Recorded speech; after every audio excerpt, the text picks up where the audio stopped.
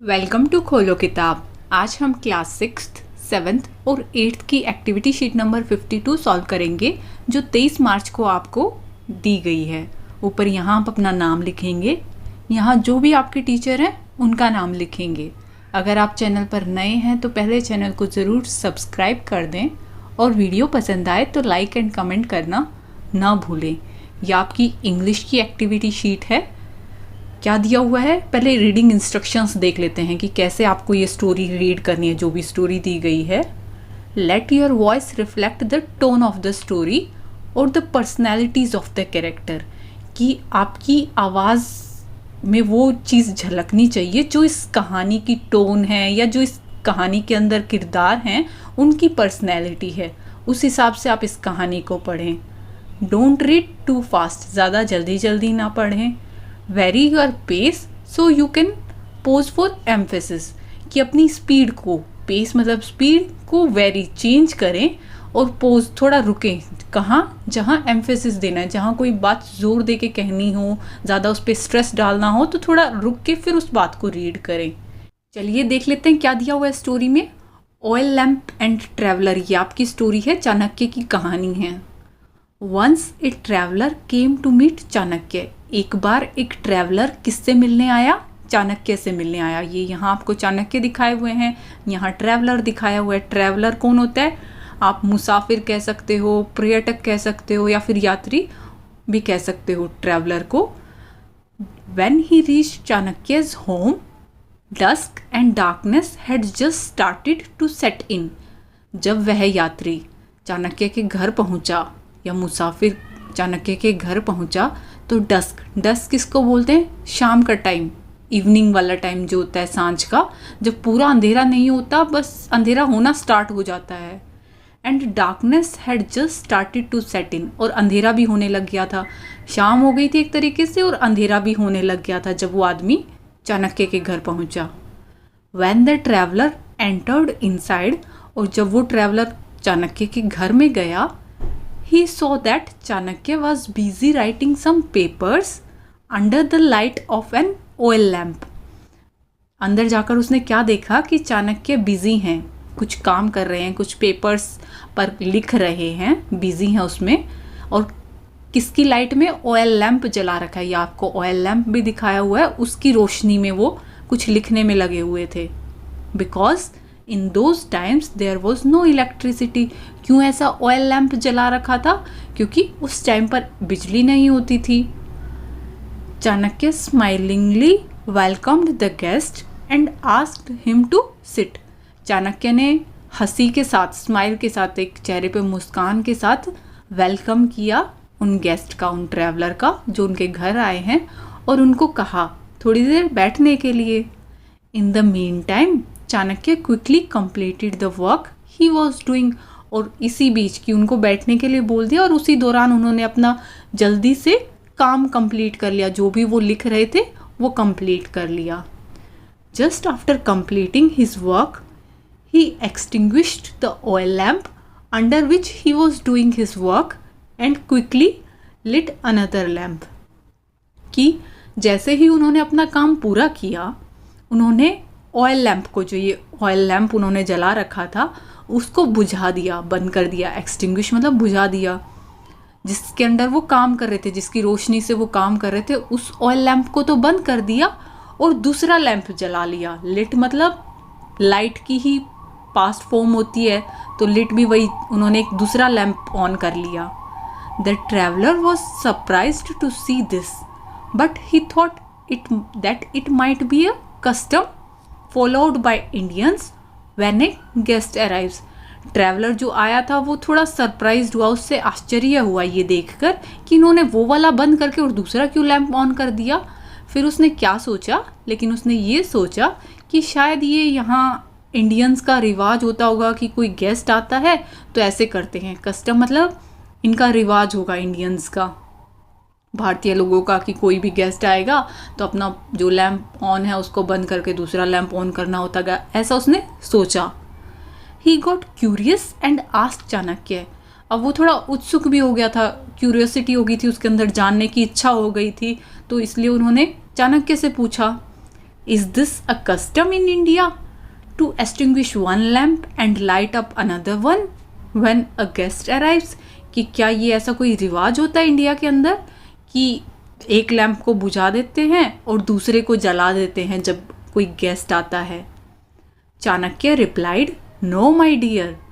तो चाणक्य क्या जवाब देते हैं? नहीं, ऐसा नहीं है मेरे दोस्त। Actually when you entered I was working for an official work related to my nation. कि एक्चुअली में जब तुम आए थे तो मैं अपना ऑफिस का काम कर रहा था जो कि इस नेशन से रिलेटेड था। And the oil filled in the lamp was bought from the money of national treasury. और जो ऑयल लैम्प उस टाइम पे उन्होंने ऑन कर रखा था उसके अंदर ऑयल, उसका तेल कहाँ से लेके आए थे? वो किन पैसों से लिया था? नेशनल ट्रेजरी से, जो सरकारी खजाना होता है, सरकार के रूपों से उन्होंने वो लैम्प खरीदा हुआ था। उसका ऑयल सरकार पे करती है, नेशन पे करता है।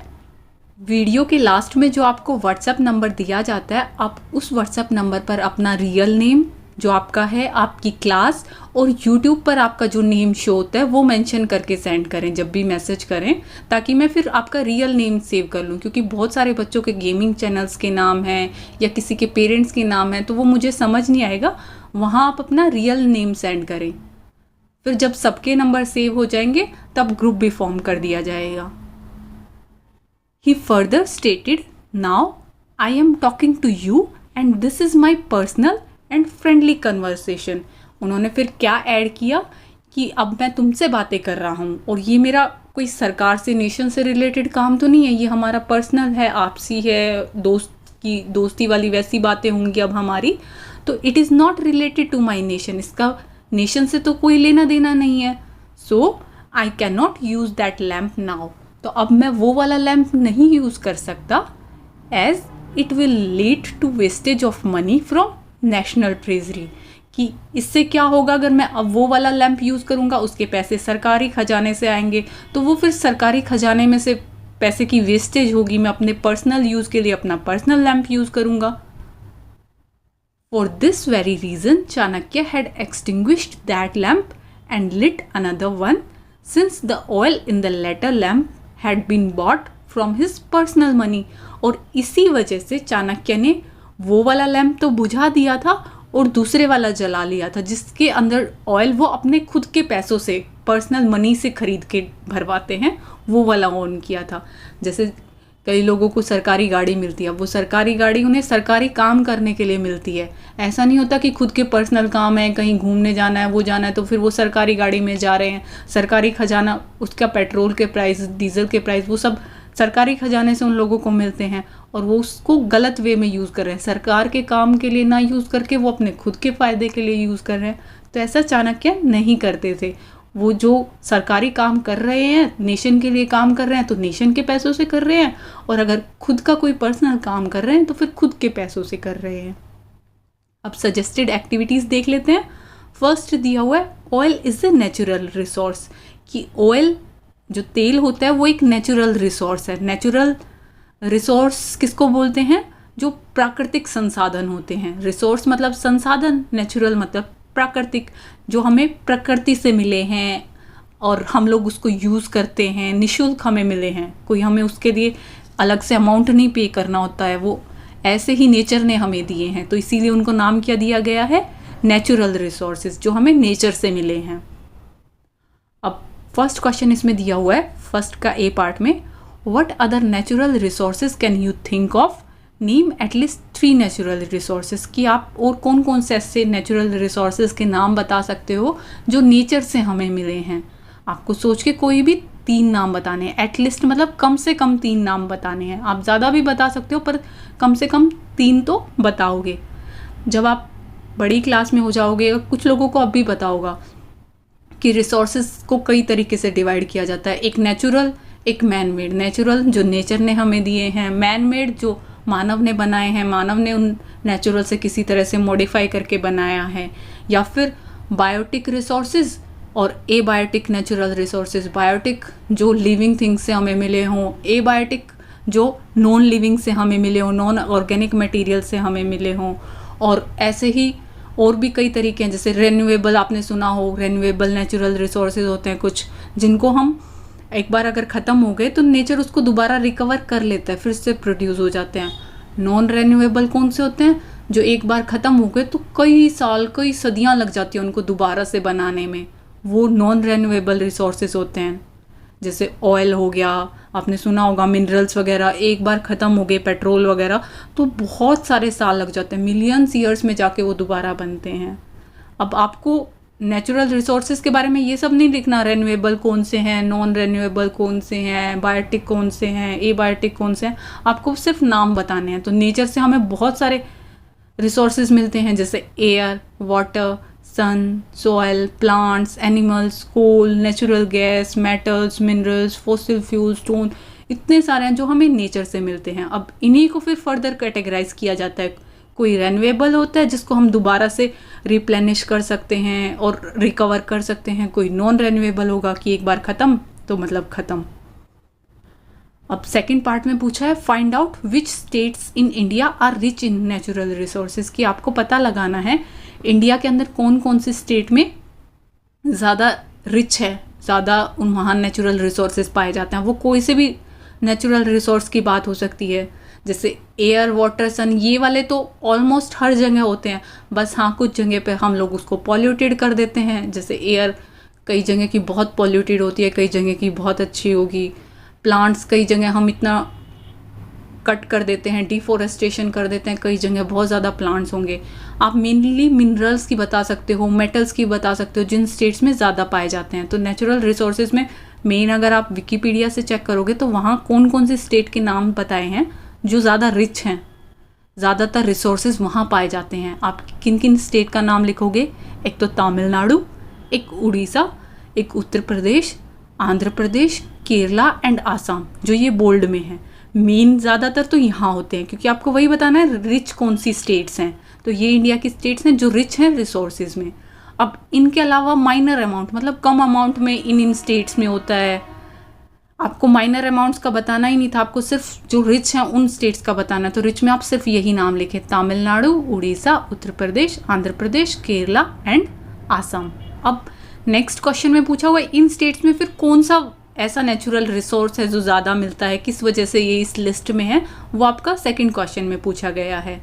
Make a collage of all the Indian states which are rich in natural resources, specify which natural resource each one is rich in. अब आपको बताना पड़ेगा कि कौन सी स्टेट में कौन सा ज़्यादा नेचुरल रिसोर्स है, कौन सा मेटल वहाँ ज़्यादा पाया जा रहा है, या कौन सा मिनरल उस स्टेट के अंदर ज़्यादा पाया जा रहा है। तो ये आप चाहो तो यही mapsofIndia.com से मैप लिया है, इसमें अच्छे से दिखाया हुआ है, मिनरल्स का बताया हुआ है, कौन सी स्टेट में कौन से मिनरल्स ज़्यादा पाए जाते हैं। ये अलग अलग आपको सिंबल, कहीं ट्रायंगल है, कहीं स्टार है, कहीं ऐसा स्क्वायर बॉक्स है, जितने भी सिंबल्स हैं वो पूरे इंडिया की डिफरेंट स्टेट्स में बना के दिखाए हैं कि उत्तर प्रदेश में कौन कौन सा मिनरल पाया जाता है, मेटेलिक और नॉन मेटेलिक दोनों ही कैटेगरीज आपको दिखाई हुई हैं। गुजरात में कौन सा है, मध्य प्रदेश में कौन सा है, हर स्टेट का बताया है। नीचे जो ये सिंबल, जैसे यहाँ स्क्वायर बॉक्स लाल वाला है, तो नीचे आप चेक कर लो लाल वाले बॉक्स के सामने किसका नाम दिया हुआ है, डोलोमाइट का दिया हुआ है। अच्छा, इस स्टेट में डोलोमाइट ज़्यादा पाया जाता है। कोलाज से बेटर मैं आपको ये वाला आंसर, इसमें साथ में एक तो कोलाज बनाना था, साथ में ये बोला हुआ है ना कौन सी स्टेट में कौन सा ज़्यादा रिसोर्स पाया जाता है, तो आप सीधा नाम लिख सकते हो इसके आंसर में। कोलाज नहीं बनाना तो भी चलेगा, आप सिर्फ स्टेट का बता दो कि किस स्टेट में कौन सा मिनरल या कौन सा मेटल ज़्यादा पाया जाता है। ये भी तो रिसोर्स ही है, नेचुरल रिसोर्स। तो कोल कहाँ ज़्यादा पाया जाता है, किस स्टेट में? झारखंड में। बॉक्साइट जो एल्यूमिनियम ओर होती है वो उड़ीसा में, क्रोमाइट भी उड़ीसा में, आयरन ओर भी उड़ीसा में, ऐसे ही डायमंड मध्य प्रदेश में, मिका आंध्र प्रदेश में, क्वार्ट्ज राजस्थान में, क्रूड ऑयल भी राजस्थान में। ये डिफरेंट स्टेट्स का आपको दिया गया है। कहाँ से लिया ये पिक्चर? adda247.com से। अब हो सकता है आप कोई और साइट चेक करो, वहाँ उस स्टेट में कोई और दिखा रखा हो, वो अपडेटेड हो ना हो, आप ये भी चेक कर लें अगर आप किसी और साइट से देख रहे हो। जैसे बायजूस वगैरह पे भी दिखाया हुआ है कौन सी स्टेट किस मिनरल में, किस मेटल में रिच है, तो वहाँ अपडेटेड अगर होगी तो आप वो वाला लिख दें। ये 2021 अक्टूबर के अराउंड अपडेटेड है, तो इसलिए मैंने ये वाली पिक्चर ली है adda247 से। जिसमें हर स्टेट का बताया। आपको क्वेश्चन तो यही पूछा था ना, किस स्टेट में कौन सा फिर मिनरल या मेटल या कौन सा रिसोर्स ज़्यादा पाया जाता है। कोई पूछे राजस्थान किस में रिच है, तो आप बता सकते हो लेड और जिंक में भी रिच है, और कहाँ दिखाया राजस्थान क्रूड ऑयल में भी रिच है। नेक्स्ट थर्ड क्वेश्चन क्या है, underline all the difficult words in the story and look up for their meanings in dictionary और आस्क योर टीचर। कि आपको इस कहानी के अंदर जो भी मुश्किल वर्ड्स लगे हों, डिफ़िकल्ट वर्ड्स लगे हों, उनको अंडरलाइन करना है। तो अंडरलाइन तो आप पूरी कहानी लिख के आप सबके नीचे लाइन तो ड्रॉ नहीं करोगे, आप सीधा जो जो आपको मुश्किल वर्ड लिखे लगे हों उनको लिख दोगे और उनके साथ में मीनिंग्स भी लिख दोगे। या तो डिक्शनरी की हेल्प ले सकते हो, डिक्शनरी में चेक कर सकते हो, या अपने टीचर वगैरह की हेल्प ले सकते हो। मैं जैसे यहाँ कुछ वर्ड्स लिख रही हूँ और इनके मीनिंग आपको बताने थे। डस्क का मतलब क्या होता है, शाम वाला टाइम जो होता है, सांझ, इवनिंग। एक्सटिंग्विश्ड, चाणक्य ने अपना पहला लैंप एक्सटिंग्विश किया था, मतलब उसको बुझा दिया था। तो टू स्टॉप अ फायर और a light burning. Next lit, lit किसको बोलते हैं, ये पास्ट टेंस या पास्ट पार्टिसिपल होता है लाइट का ही। लिट और लाइट एक ही बात होती है। क्यूरियस मतलब उत्सुक होना, ईगर टू लर्न और नो, जानने के लिए काफ़ी ज़्यादा उत्सुक हो गए थे जो ट्रैवलर आए हुए थे कि क्या ऐसा कोई रिवाज होता है इनके यहाँ। कस्टम वही ट्रेडिशन, रिवाज। ट्रेजरी, ट्रेजरी किसको बोलते हैं, सरकारी खजाना जो होता है। Government department in charge of finance, जो फाइनेंस को संभालती है गवर्नमेंट का वो डिपार्टमेंट, उसे हम ट्रेजरी बोलते हैं। लास्ट में ये डॉट डॉट डॉट इसलिए लगाई है कि अगर आपको इनमें से किसी के मीनिंग पता थे, डस्ट किसको बोलते हैं, या किसी को पता हो लिट लाइट को ही बोलते हैं, तो वो ये ना लिखे और कोई उसको मुश्किल लगा वो वाला ऐड कर ले। जैसे ट्रैवलर का अगर किसी को नहीं पता है, मुसाफिर को बोलते हैं, तो वो ऐड कर सकता है।